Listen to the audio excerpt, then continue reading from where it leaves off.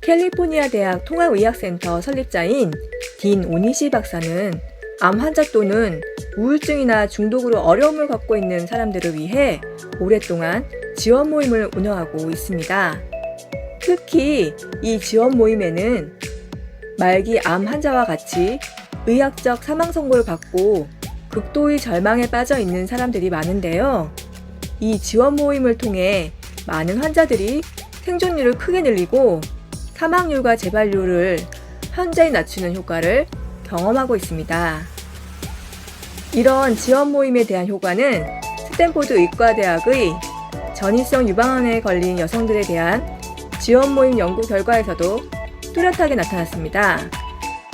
지원 모임을 하지 않은 전이성 유방암 여성 환자들은 5년 후에 모두 사망했습니다.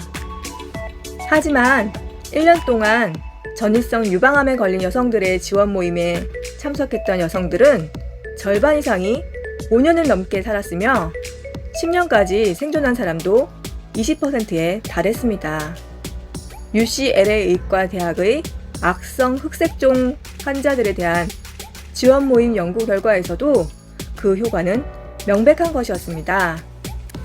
치료 후 단 6주 동안만 지원 모임에 참석했음에도 불구하고 지원 모임을 하지 않은 환자들에 비해 5년 후 생존율이 3배, 재발률은 절반밖에 나오지 않았기 때문입니다.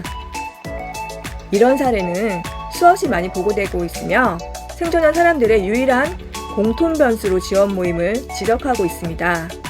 그렇다면 이렇게 생존율을 높이고 재발률을 크게 낮추는 지원 모임에서 하는 일은 무엇일까요?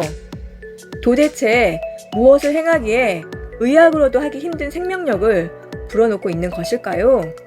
그것은 바로 대화입니다.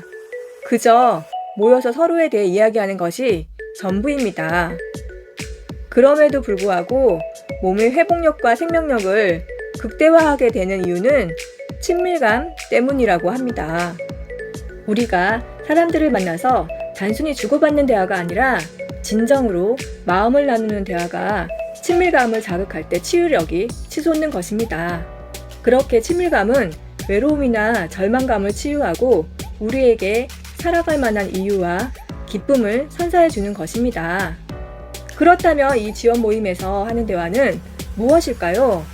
어떤 방법으로 대화하기에 친밀감이 극대화되고 치유력까지 생기는 것일까요? 오니시 박사는 다음의 4가지 규칙을 제시합니다. 1번, 자신의 감정을 확인할 것.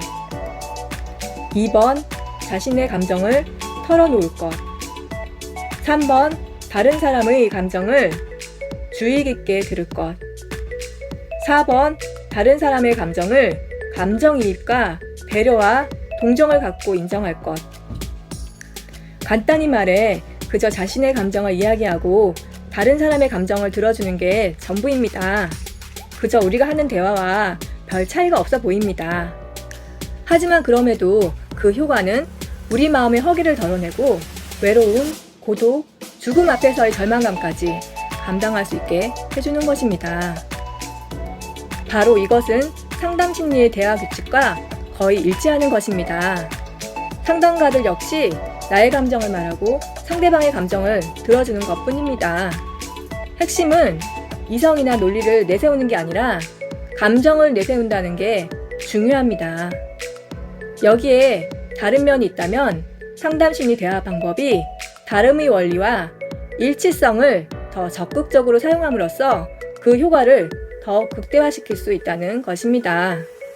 또한 이를 활용해 일상생활에서 부딪히는 사람들과의 다양한 문제를 해결하는 데에도 얼마든지 효과적으로 사용할 수 있다는 점이 다릅니다.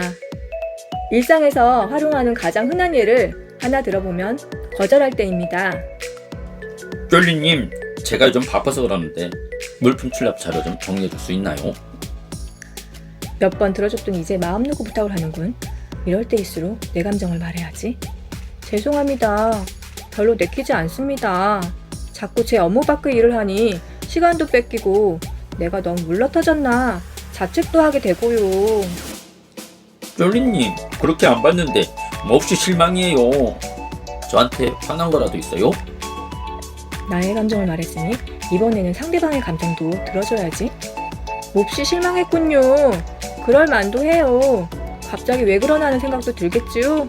하지만 저 역시 자꾸 제 시간을 빼앗기고 있는 것에 힘들어하고 있었어요. 당신도 제 마음을 이해해주길 바래요. 내 마음도 이미 충분히 알겠다고 하니 할 말이 없네. 알겠어요. 쫄린 씨가 그런 마음인지 몰랐어요. 다음부터 조심하지요. 단순히 나의 감정을 말하고 상대방의 감정을 듣는 것은 이처럼 간단한 상황에서부터 상대가 감정적으로 폭발하는 위기의 상황까지 가장 안전하고 효과적으로 문제를 해결할 수 있습니다. 심지어 상대방은 적극적으로 우리의 마음까지 받아들여주며 스스로 변하게 되는 경우가 많다고 합니다. 그러므로 우리가 상담심리 대화에 익숙해지면 익숙해질수록 우리는 더 많은 현실의 마찰을 해결할 수 있습니다. 우리가 상담심리 대화법으로 자주 대화를 하면 할수록 우리의 마음의 허기와 외로움 또한 더 쉽게 덜어낼 수 있고 삶은 더 풍성한 의미로 가득하게 될 것입니다. 그리고 바로 이런 친밀감으로 하루하루를 채움으로써 고립되고 단절된 시대에 우리 마음을 따뜻하게 데우고 코로나 블루로부터 좀 더 자유로울 수 있을 것입니다. 그 밖에도 이 책에서는 다양한 심리학 스킬을 소개하고 있습니다.